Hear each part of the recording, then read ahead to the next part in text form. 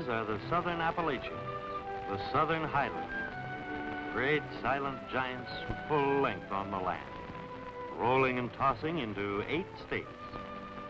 Their boots lie in Pennsylvania, their massive heads and shoulders see Kentucky and Georgia. High above the twisting valleys, they doze in the clouds, marking time by the century. Sometimes they seem to be ghosts on the gray horizon, shrouded in mist like an old man's memories. From the coves and valleys, hard-top roads wind quickly to the topmost peaks, leading the string up to the towers of the Blue Ridge, Unakas, and Smokies. These are highways in the real sense. The Blue Ridge Parkway, Skyline Drive, and trails cut high in the Great Smokies National Park.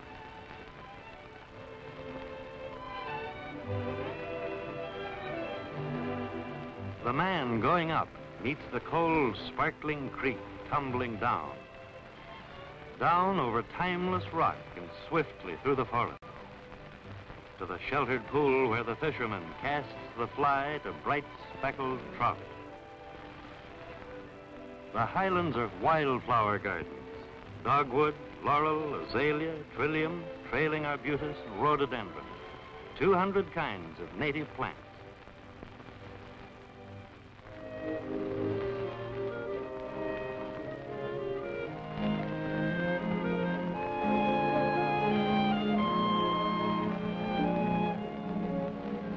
All this was waiting when man came into the highlands.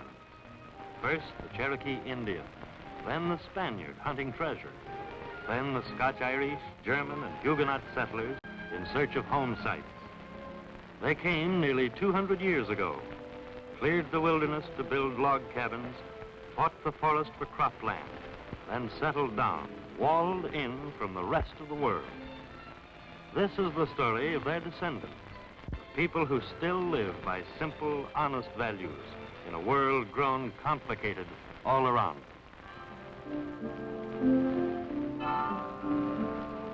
The man who never strays from the highway will never learn the story or know the soul of the highlands. It lies farther back, in homes hidden deep in the hollows, and in the classroom of a mountain school. At 3:30 on a school day afternoon, the mountains called to the children of the southern highlands. The quiet old hills are jealous of schools and school teachers. I know, because I grew up in these mountains. I teach with textbook and blackboard, but the mountain uses magic and charm. In my sight, these children are the hope of a better future for the South. The mountain wants them to listen to the music of tumbling rivers and get their feet tangled in a laurel slick. But because they are mountain children, they'll listen to me and to the mountain too, and keep the best of each. A hill child starts life with just about what his father and grandfather had. Pure air, pure water, and a far view from the front porch of his father's house. These things he doesn't have to work for, but everything else he pays for in toil. He starts early. Courage, pride, and love of freedom are strong in his blood. Those same qualities led his forefathers into the mountain wilderness nearly 2 centuries ago. They battled the forest of their cornfields and took steady aim down the long barrel rifle when they needed meat for the table. They came from Scotland and Ireland mostly, clannish people with dry humor and gunpowder tempers. Sentimental, too. Lovers of song and respecters of God. That's why their hearts melted when they saw the green giants of the highlands. They were humbled the way we are today. Ben Blair put it. These mountains enjoy themselves just as much as any people there is on earth living. There's nothing to bother him much, and he can serve the Lord. All this land of ours don't belong to us. It belongs to our Maker. and he has got control of it all. If he gives us the rain and the sunshine and the seed, well, we have good crops.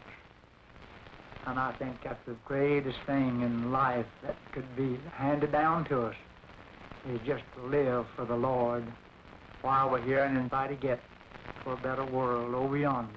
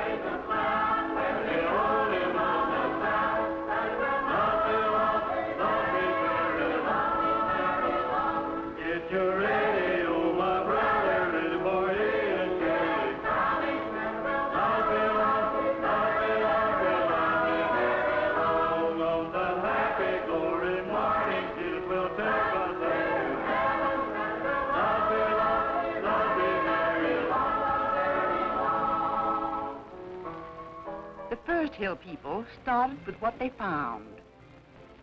They cut logs to build cabins and split shingles to cover the roofs. Then they settled down, locked in the mountains for a century and a half. It's no wonder today's children are close to the old ways. Sometimes very close.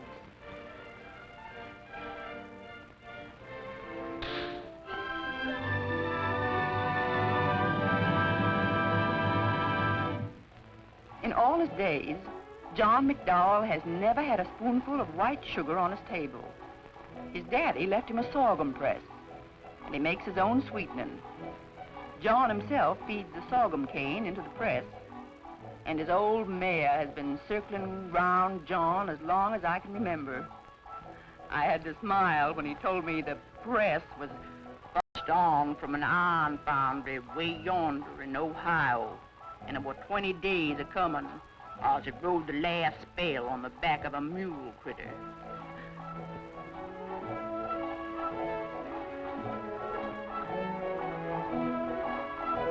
John's wife, Lucy, strains the squeezings through a patch of burlap. She makes the best cornbread for miles around, and her man makes the best sweetening.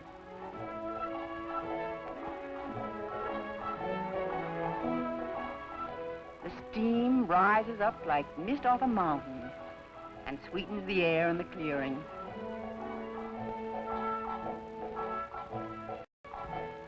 John's brother, Herman, stirs the sweet juice while it boils in the pan and gets thicker by the stir.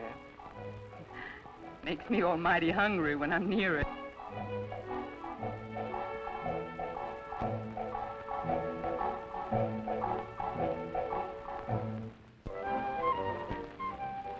If a man wanted a chair to sit on, he made it himself. And his womenfolk wove the seat. The hill woman made all the family's clothes. Time was, things flooded the mountains were ashamed to made things. Then came into the Highlands and carried on about the old-timey quilt, the home-forged ironwork. So the loom and the forge came back to life. I like to see the shuttle bellows in the hands of a mountain girl or boy, because I know naturalness. It's something they'll always remember. The way they'll remember the easy-come rhythm of an old-fashioned mountain square dance. Circle left. And round and back.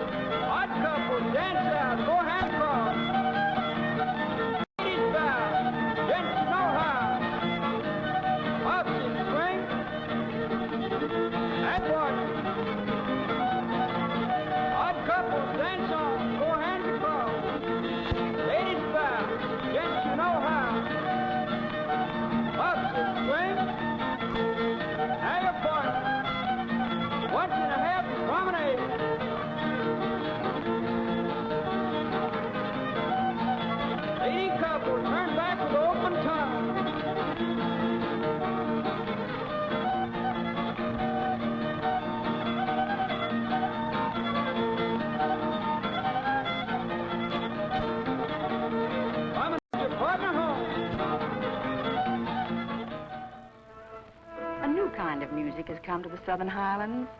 The hum of electric generators, echoing back into the farthest valley. Men harness the rivers and strung wires across the peaks and valleys, bringing cheap power to a land of kerosene lamps and long back muscles. Power for new industries, new jobs for people of the hills. The music came too late for the old and weary, but it's a tonic for young people just starting out. Sue White told me last week she means to buy an electric stove for her new... Sue is kindly persistent when she sets her heart on something. Her daughter is too. I know. She's one of my pupils. New ideas in farming came along with the power lines and light bulbs. A mountain farmer years ago planted according to spells of the moon. When his land wore out, he cleared some more. He knew there was something wrong, but that was the way his father did it. All that is changing. Now he can talk things over with the county farm agent and the federal government's farm advisor. He learns how to grow tobacco, how to start plants in a sunny patch and harvest in the early fall. Tobacco puts cash in his pocket and grow or build. He hears about plowing a furrow along the contours of a sloping land so the rain won't wash away the good topsoil. And he lets machines do more and more of his work. That way he gets more done and doesn't feel so tired when the sun goes down. He learns the sense of rotating crops. Growing cover crops will be rich and sweet for his sons. It used to be that a tree was cut down if it was in the way. Now the Highland farmer protects his woodlot and thinks of his lumber as a crop. It's a new idea with him. He takes care of the forest, and the forest takes care of him.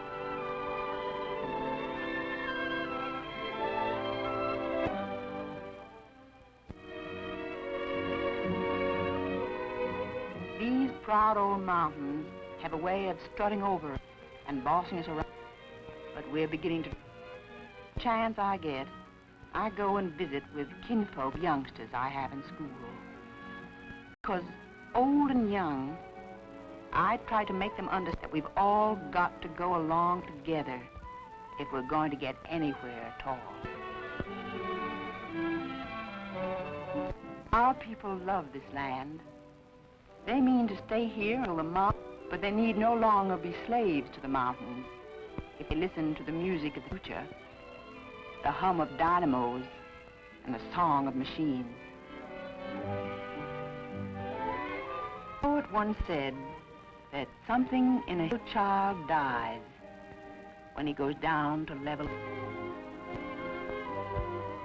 We all know that the Highlands are a little bit poorer for every child who goes away from them.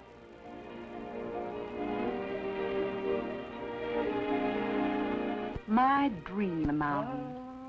I hear my neighbor singing the old ballads to his